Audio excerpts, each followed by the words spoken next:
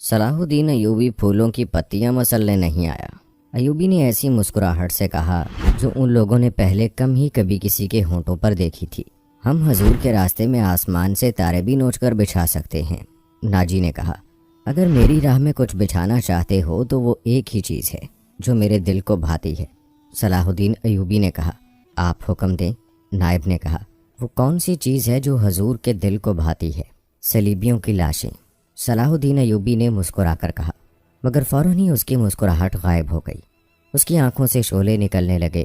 اس نے دھیمی آواز میں، جس میں قہر اور عتاب چھپا ہوا تھا، کہا، مسلمان کی زندگی پھولوں کی سیج نہیں۔ جانتے نہیں ہو صلیبی سلطنت اسلامیہ کو چوہوں کی طرح کھا رہے ہیں، اور جانتے ہو کہ وہ کیوں کامیاب ہو رہے ہیں؟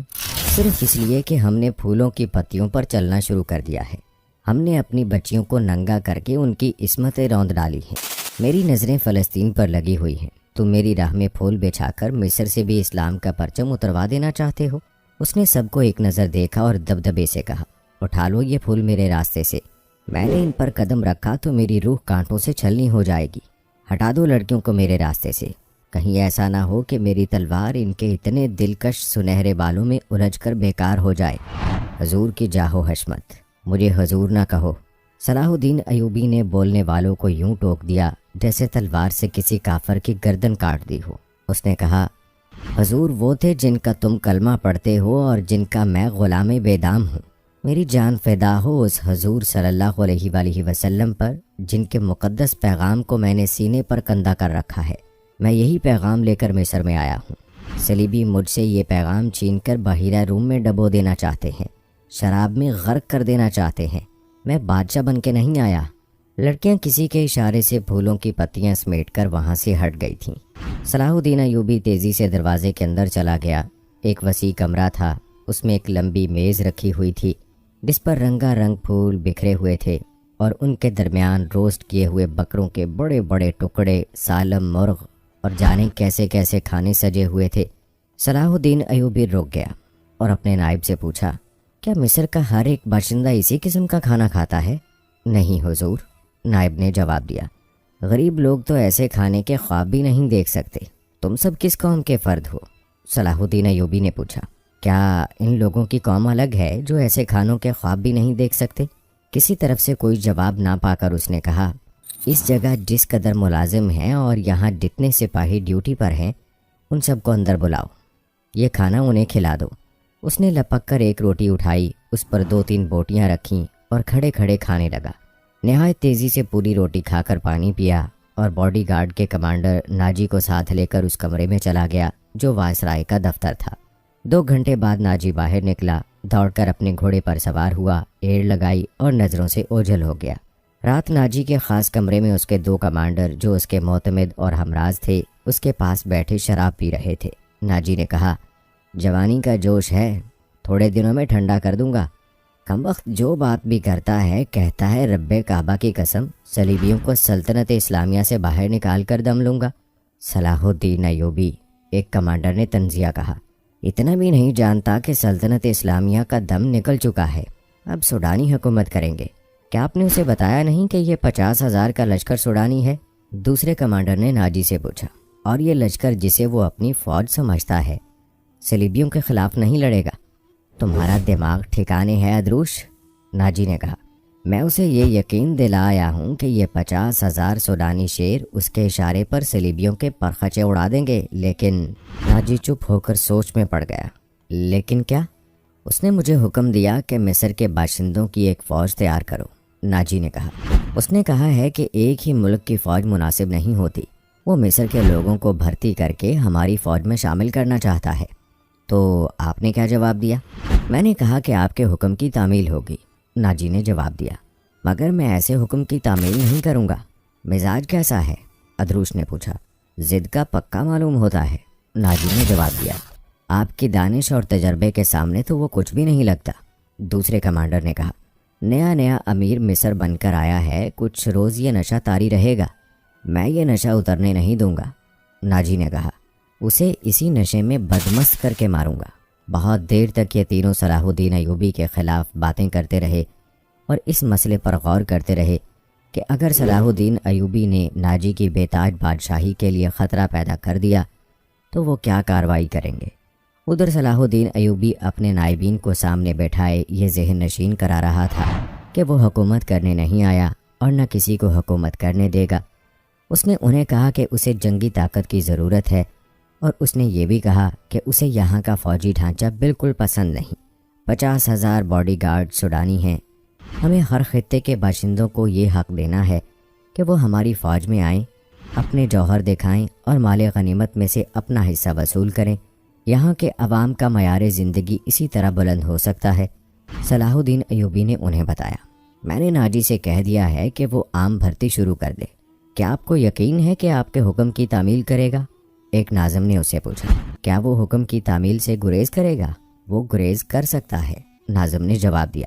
فوجی امور اسی کے سپرد ہیں، وہ کسی سے حکم لیا نہیں کرتا، اپنی منوایا کرتا ہے۔ صلاح الدین ایوبی خاموش رہا، جیسے اس پر کچھ اثر ہی نہ ہوا ہو۔ اس نے سب کو رخصت کر دیا اور صرف علی بن سفیان کو اپنے ساتھ رکھا۔ علی بن سفیان جاسوسی اور جوابی جاسوسی کا ماہر تھا۔ اسے صلاح الدین ایوبی بغداد سے اپنے ساتھ لایا تھا۔ وہ ادھیڑ عمر آدمی تھا، اداکاری، چرب زبانی اور بھیس بدلنے میں مہارت رکھتا تھا۔ جنگوں میں اس نے جاسوسی کی بھی تھی اور جاسوسوں کو پکڑا بھی تھا۔ اس کا اپنا گروہ تھا جو آسمان سے تارے بھی توڑ لاتا تھا۔ صلاح الدین ایوبی کو جاسوسی کی اہمیت سے واقفیت تھی۔ فنی مہارت کے علاوہ علی میں وہی جذبہ تھا جو صلاح الدین ایوبی میں تھا۔ تم نے سنا علی؟ صلاح الدین ایوبی نے کہا، یہ لوگ کہہ گئے ہیں کہ ناجی کسی سے حکم نہیں لیا کرتا، اپنی منوایا کرتا ہے۔ ہاں، علی نے جواب دیا، میں نے سن لیا ہے۔ اگر میں چہرے پہچاننے میں غلطی نہیں کرتا تو میری رائے میں باڈی گارڈز کا یہ کمانڈر، جس کا نام ناجی ہے، ناپاک ذہنیت کا انسان ہے۔ اس کے متعلق میں پہلے سے بھی کچھ جانتا ہوں۔ یہ فوج جو ہمارے خزانے سے تنخواہ لیتی ہے، دراصل ناجی کی ذاتی فوج ہے۔ اس نے حکومتی حلقوں میں ایسی سازشیں کی ہیں جنہوں نے انتظامی ڈھانچے کو بے حد کمزور کر دیا ہے۔ آپ کا یہ فیصلہ بالکل بجا ہے کہ فوج میں یہاں کے ہر خطے کے سپاہی ہونے چاہئیں۔ میں آپ کو تفصیلی معلومات فراہم کروں گا۔ مجھے شک ہے کہ سوڈانی فوجی ناجی کے وفادار ہیں، ہمارے نہیں۔ آپ کو اس فوج کی ترتیب اور تنظیم بدلنی پڑے گی یا ناجی کو سبکدوش کرنا پڑے گا۔ میں اپنی صفوں میں ہی اپنے دشمن پیدا نہیں کرنا چاہتا، صلاح الدین ایوبی نے کہا۔ ناجی گھر کا بھیدی ہے، اسے سبکدوش کر کے اپنا دشمن بنا لینا دانش مندی نہیں۔ ہماری تلوار غیروں کے لیے ہے، اپنوں کا خون بہانے کے لیے نہیں۔ میں ناجی کی ذہنیت کو پیار اور محبت سے بدل سکتا ہوں۔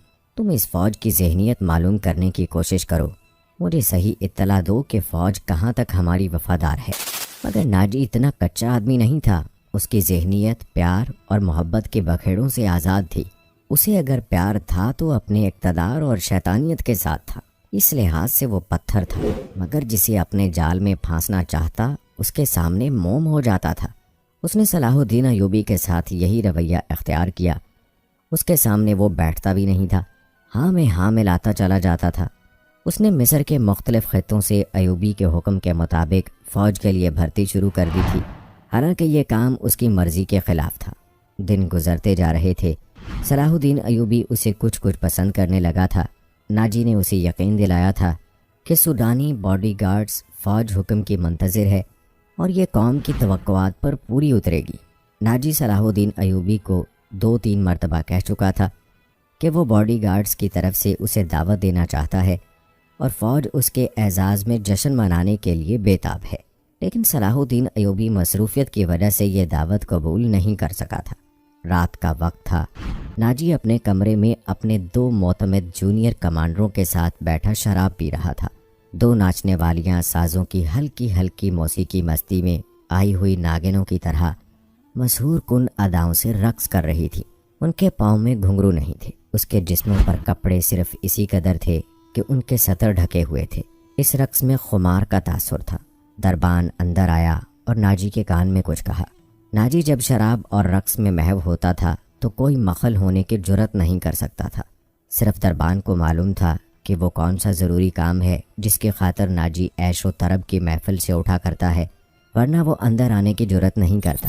اس کی بات سنتے ہی ناجی باہر نکل گیا اور دربان اسے دوسرے کمرے میں لے گیا وہاں سوڈانی لباس میں ملبوس ایک ادھیڑ عمر آدمی بیٹھا تھا۔ اس کے ساتھ ایک جوان لڑکی تھی۔ ناجی کو دیکھ کر وہ اٹھی۔ ناجی اس کے چہرے اور قد کاٹ کی دلکشی دیکھ کر ٹھٹک گیا۔ وہ عورتوں کا شکاری تھا۔ اسے عورتیں صرف اپنی عیاشی کے لیے درکار نہیں ہوتی تھیں، ان سے وہ اور بھی کام لیا کرتا تھا، جن میں ایک یہ تھا کہ وہ نہایت خوبصورت اور عیار لڑکیوں کے ذریعے بڑے بڑے افسروں کو اپنی مٹھی میں رکھتا تھا، اور ایک کام یہ بھی تھا کہ وہ انہیں امیروں وزیروں کو بلیک میل کرنے کے لیے استعمال کرتا تھا، اور ان سے وہ جاسوسی بھی کراتا تھا۔ جس طرح قصاب جانور کو دیکھ کر بتا دیتا ہے کہ اس کا گوشت کتنا ہے، اسی طرح ناجی لڑکی کو دیکھ کر اندازہ کر لیا کرتا تھا کہ یہ کس کام کے لیے موزوں ہے۔ لڑکیوں کے بیوپاری اور بردہ فروش اکثر ناجی کے پاس مال لاتے رہتے تھے۔ یہ آدمی ایسے ہی بیوپاریوں میں سے لگتا تھا۔ لڑکی کے متعلق اس نے بتایا کہ تجربہ کار ہے، ناچ بھی سکتی ہے، اور پتھر کو زبان کے میٹھے زہر سے پانی میں تبدیل بھی کر سکتی ہے۔ ناجی نے اس کا انٹرویو لیا۔ وہ اس فن کا ماہر تھا۔ اس کے مطابق اس نے لڑکی کا امتحان لیا اور اس نے یہ رائے قائم کی جس کام کے لیے وہ ایک اور لڑکی کو تیار کر رہا تھا، اس کے لیے یہ لڑکی تھوڑی ٹریننگ کے بعد موزوں ہو سکتی ہے۔ سودا طے ہو گیا۔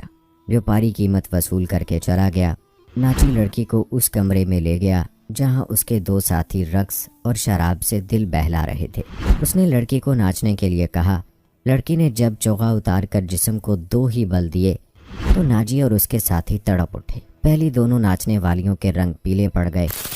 اس نئی لڑکی کے سامنے ان کی قدر و قیمت کم ہو گئی تھی۔ ناجی نے اسی وقت محفل برخاست کر دی اور اس لڑکی کو اپنے پاس بٹھا کر سب کو باہر نکال دیا۔ لڑکی سے نام پوچھا تو اس نے زکوئی بتایا۔ ناجی نے اسے کہا، زکوئی، تمہیں یہاں لانے والے نے بتایا تھا کہ تم پتھر کو پانی میں تبدیل کر سکتی ہو۔ میں تمہارا یہ کمال دیکھنا چاہتا ہوں۔ وہ پتھر کون ہے؟ زکوئی نے پوچھا۔ نیا امیر مصر، ناجی نے جواب دیا۔ وہ سالار اعظم بھی ہے؟ صلاح الدین ایوبی؟ زکوئی نے پوچھا۔ ہاں، صلاح الدین ایوبی، ناجی نے کہا۔ اگر تم اسے پانی میں تبدیل کر دو تو اس کے وزن جتنا سونا تمہارے قدموں میں رکھ دوں گا۔ وہ شراب تو پیتا ہوگا؟ نہیں، ناجی نے جواب دیا۔ شراب، عورت، ناچ گانے اور تفریح سے وہ اتنی ہی نفرت کرتا ہے جتنی ہر مسلمان خنزیر سے کرتا ہے۔ میں نے سنا تھا کہ آپ کے پاس لڑکیوں کا ایسا طلسم ہے جو نیل کی روانی کو روک لیتا ہے۔ زکوئی نے کہا۔ کیا وہ طلسم بیکار ہو گیا ہے؟ میں نے ابھی آزمایا نہیں۔ ناجی نے کہا، یہ کام تم کر سکتی ہو۔ میں صلاح الدین ایوبی کی حالتوں کے متعلق تمہیں بہت کچھ بتاؤں گا۔ کیا آپ اسے زہر دینا چاہتے ہیں؟ زکوئی نے پوچھا۔ ابھی نہیں، ناجی نے جواب دیا۔ میری اس کے ساتھ کوئی دشمنی نہیں، میں صرف یہ چاہتا ہوں کہ وہ ایک بار کسی تم جیسی لڑکی کے جال میں پھنس جائے، پھر میں اسے اپنے پاس بٹھا کر شراب پلاؤں۔ اگر اسے قتل کرنا مقصود ہوتا تو میں یہ کام حش شین سے نہایت آسانی سے کرا سکتا تھا۔ یعنی آپ اس کے ساتھ دشمنی نہیں، دوستی کرنا چاہتے ہیں؟ زکوئی نے کہا۔ اتنا برجستہ جملہ سن کر ناجی چند لمحے لڑکی کو دیکھتا رہا۔ وہ اس کی توقع سے زیادہ ذہین تھی۔ ہاں زکوئی، ناجی نے اس کے ملائم بالوں پر ہاتھ پھیر کر کہا، میں اس کے ساتھ دوستی کرنا چاہتا ہوں، ایسی دوستی کہ وہ میرا ہم نوالا اور ہم پیالہ بن جائے۔ آگے میں جانتا ہوں کہ مجھے اس سے کیا کام لینا ہے، ناجی نے کہا اور ذرا سوچ کر بولا۔ لیکن میں تمہیں یہ بھی بتا دینا ضروری سمجھتا ہوں کہ ایک جادو صلاح الدین ایوبی کے ہاتھ میں بھی ہے۔ اگر تمہارے حسن اور ناز و انداز پر اس کا جادو چل گیا تو میں تمہیں زندہ نہیں رہنے دوں گا۔ اگر تم نے مجھے دھوکہ دیا تو تم ایک دن سے زیادہ زندہ نہیں رہ سکو گی۔ صلاح الدین ایوبی تمہیں موت سے بچا نہیں سکے گا۔ تمہاری زندگی اور موت میرے ہاتھ میں ہے، تم مجھے دھوکہ نہیں دے سکو گی۔ اسی لیے میں نے تمہارے ساتھ کھل کر باتیں کی ہیں، ورنہ میرے رتبے اور حیثیت کا آدمی ایک پیشہ ور لڑکی کے ساتھ پہلی ملاقات میں ہی ایسی باتیں کبھی نہ کرتا۔ یہ آپ کو آنے والا وقت بتائے گا کہ کون کس کو دھوکہ دیتا ہے۔ زکوئی نے کہا، مجھے یہ بتائیے کہ صلاح الدین ایوبی تک میری رسائی کس طرح ہوگی؟ میں اسے ایک جشن میں بلا رہا ہوں۔ ناجی نے کہا، اسے رات اپنے ہاں رکھوں گا اور تمہیں اس کی خوابگاہ میں داخل کر دوں گا۔ میں نے تمہیں اسی مقصد کے لیے بلایا ہے، آگے میں سنبھال لوں گی۔ وہ رات گزر گئی، پھر اور کئی راتیں گزر گئیں۔ صلاح الدین ایوبی انتظامی کاموں اور نئی فوج تیار کرنے میں مصروف رہا کہ ناجی کی دعوت قبول کرنے کا وقت نہ نکال سکا۔ علی بن سفیان نے اسے ناجی کے متعلق جو رپورٹ دی اس سے وہ پریشان ہو گیا۔ اس نے علی سے کہا، تو اس کا مطلب یہ ہے کہ یہ شخص صلیبیوں سے زیادہ خطرناک ہے، یہ ایک سانپ ہے جسے مصر کی عمارت آستین میں پال رہی ہے۔ علی بن سفیان نے ناجی کی تخریب کاری کی تفصیل سنائی کہ اس نے کس طرح کس بڑے آدمی کو اپنے ہاتھ میں لیا اور انتظامیہ میں منمانی کرتا پھرا۔ پھر کہا، اور جس سوڈانی سپاہ کا وہ سالار ہے وہ ہماری بجائے اس کی وفادار ہے، کیا آپ اس کا کوئی علاج سوچ سکتے ہیں؟ صرف سوچ ہی نہیں سکتا، صلاح الدین ایوبی نے جواب دیا۔ علاج شروع کر چکا ہوں۔ مصر سے جو سپاہ بھرتی کی جا رہی ہے اسے میں سورانی محافظوں میں گڑمڑ کر دوں گا، پھر یہ فوج سورانی ہوگی نہ مصری۔ ناجی کی یہ طاقت بکھر کر ہماری فوج میں جذب ہو جائے گی۔ ناجی کو میں اس کے صحیح ٹھکانے پر لے آؤں گا، اور میں یہ بھی وثوق سے کہہ سکتا ہوں کہ اس نے صلیبیوں کے ساتھ بھی گٹھ جوڑ کر رکھا ہے۔ علی بن سفیان نے کہا، آپ سلطنت اسلامیہ کو ایک مضبوط مرکز پر لا کر اسلام کو وسعت دینا چاہتے ہیں، مگر ناجی آپ کے خواب کو دیوانے کا خواب بنا رہا ہے۔ تم اس سلسلے میں کیا کر رہے ہو یہ مجھ پر چھوڑیں۔ علی بن سفیان نے جواب دیا، میں جو کچھ کروں گا وہ آپ کو ساتھ ساتھ بتاتا رہوں گا، آپ مطمئن رہیں۔ میں نے اس کے گرد جاسوسوں کی ایسی دیوار چن دی ہے جس میں آنکھیں بھی ہیں، کان بھی ہیں، اور یہ دیوار متحرک ہے۔ یوں سمجھ لیں کہ میں نے اسے اپنی جاسوسی کے قلعے میں قید کر لیا ہے۔ صلاح الدین ایوبی کو علی بن سفیان پر اس قدر اعتماد تھا کہ اس سے اس کی در پردہ کارروائی کی تفصیل نہ پوچھی۔ علی نے اس سے پوچھا، معلوم ہوا ہے کہ وہ آپ کو جشن پر مدعو کر رہا ہے؟ اگر یہ بات صحیح ہے تو اس کی دعوت اس وقت قبول کیجیے گا جب میں آپ کو بتاؤں گا۔ ایوبی اٹھا اور ہاتھ پیٹھ پیچھے رکھ کر ٹہلنے لگا۔ اس کی آہ نکل گئی، وہ رک گیا اور بولا، علی بن سفیان، زندگی اور موت اللہ کے ہاتھ میں ہے۔ بے مقصد زندگی سے کیا یہ بہتر نہیں کہ انسان پیدا ہوتے ہی مر جائے؟ کبھی کبھی یہ سوچ دماغ میں آ جاتی ہے کہ وہ لوگ شاید خوش نصیب ہیں جن کی قومی حس مردہ ہو جاتی ہے اور جن کا کوئی کردار نہیں ہوتا، بڑے مزے سے جیتے اور اپنی آئی پر مر جاتے ہیں۔ وہ بد نصیب ہیں امیر محترم، علی نے کہا۔ ہاں بن سفیان، صلاح الدین ایوبی نے کہا، میں جب انہیں خوش نصیب کہتا ہوں تو یہی بات معلوم نہیں کون میرے کان میں کہہ دیتا ہے جو تم نے کہی ہے۔ اگر سوچتا ہوں کہ ہم نے تاریخ کا دھارا اس موڑ پر نہ بدلا تو ملت اسلامیہ بکھر کر وادیوں، جنگلوں اور صحراؤں میں کھو جائے گی۔ ملت کی خلافت 3 حصوں میں بڑھ گئی ہے، امیر منمانی کر رہے ہیں اور صلیبیوں کے اعلیٰ کار بنتے جا رہے ہیں۔ مجھے یہ ڈر بھی محسوس ہونے لگا ہے کہ مسلمان اگر زندہ رہے تو وہ ہمیشہ صلیبیوں کے غلام اور اعلیٰ کار رہیں گے۔ وہ اسی پہ خوش رہیں گے کہ زندہ ہیں، مگر قوم کی حیثیت سے وہ مردہ ہوں گے۔ ذرا نقشہ دیکھو علی، آدھی صدی میں دیکھو ہماری سلطنت کا نقشہ کتنا سکڑ گیا ہے۔ وہ خاموش ہو گیا، سر جھکا کر ٹہلنے لگا، پھر رک گیا اور سر کو جھٹک کر علی بن سفیان کو دیکھا۔ کہنے لگا، جب تباہی اپنے اندر سے اٹھے تو اسے روکنا محال ہو جاتا ہے۔ اگر ہماری خلافت اور عمارتوں کا یہی حال رہا تو صلیبیوں کو ہم پر حملے کرنے کی ضرورت پیش نہیں آئے گی۔ وہ آگ جس میں ہم اپنا ایمان، کردار اور اپنی قومیت جلا رہے ہیں، اس میں صلیبی آہستہ آہستہ تیل ڈالتے رہیں گے۔ ان کی سازشیں ہمیں آپس میں لڑاتی رہیں گی۔ میں شاید اپنا عزم پورا نہ کر سکوں، میں شاید صلیبیوں سے شکست بھی کھا جاؤں، لیکن میں قوم کے نام ایک وصیت چھوڑنا چاہتا ہوں۔ وہ یہ ہے کہ کسی غیر مسلم پر کبھی بھروسہ نہ کرنا، ان کے خلاف لڑنا ہے تو لڑ کر مر جانا، کسی غیر مسلم کے ساتھ کبھی سمجھوتا اور کوئی معاہدہ نہ کرنا۔ آپ کا لہجہ بتا رہا ہے جیسے آپ اپنے عزم سے مایوس ہو گئے ہیں، علی بن سفیان نے کہا۔ مایوس نہیں، صلاح الدین ایوبی نے کہا، جذباتی۔ علی، میرا ایک حکم متعلقہ شعبے تک پہنچا دو، بھرتی تیز کر دو اور کوشش کرو کہ فوج کے لیے زیادہ سے زیادہ ایسے آدمی رکھو جو جنگ کا تجربہ حاصل کر چکے ہوں۔ ہمارے پاس اتنی لمبی تربیت کا وقت نہیں۔ بھرتی ہونے والوں کا مسلمان ہونا لازمی قرار دے دو، اور تم اپنے لیے ذہن نشین کر لو کہ ایسے جاسوسوں کا ایک دستہ تیار کرو جو دشمن کے علاقے میں جا کر جاسوسی بھی کریں اور شب خون بھی ماریں۔ یہ جہاں بازوں کا دستہ ہوگا، انہیں خصوصی تربیت دو، ان میں یہ صفات پیدا کرو کہ اونٹ کی طرح زیادہ سے زیادہ عرصہ پیاس برداشت کر سکیں، ان کی نظریں عقاب کی طرح تیز ہوں، ان میں صحرائی لومڑی کی مکاری ہو، اور وہ دشمن پر چیتے کی طرح جھپٹنے کی مہارت، دلیری اور طاقت کے مالک ہوں۔ ان میں شراب، حشیش وغیرہ کی عادت نہ ہو، اور عورت کے لیے وہ برف کی طرح یخ ہوں۔ بھرتی تیز کرا دو بن سفیان، اور یاد رکھو میں ہجوم کا قائل نہیں، مجھے لڑنے والوں کی ضرورت ہے۔ خواہ تعداد تھوڑی ہو، ان میں قومی جذبہ ہو اور میرے عزم کو سمجھتے ہو، کسی کے دل میں یہ شبہ نہ ہو کہ اسے کیوں لڑایا جا رہا ہے۔ ناجی اور زکوئی صلاح الدین ایوبی کو اپنے جال میں پھنسانے کے لیے چال کس طرح سے چلیں گے، یہ ہم آپ کو بتائیں گے اپنے اگلے ایپیسوڈ میں۔ آج کا ایپیسوڈ آپ کو کیسا لگا کمنٹ سیکشن میں ہمیں ضرور بتائیے گا۔ ملتے ہیں اگلے ایپیسوڈ میں، تب تک کے لیے اپنے دوستوں کو اجازت دیں۔ اللہ حافظ۔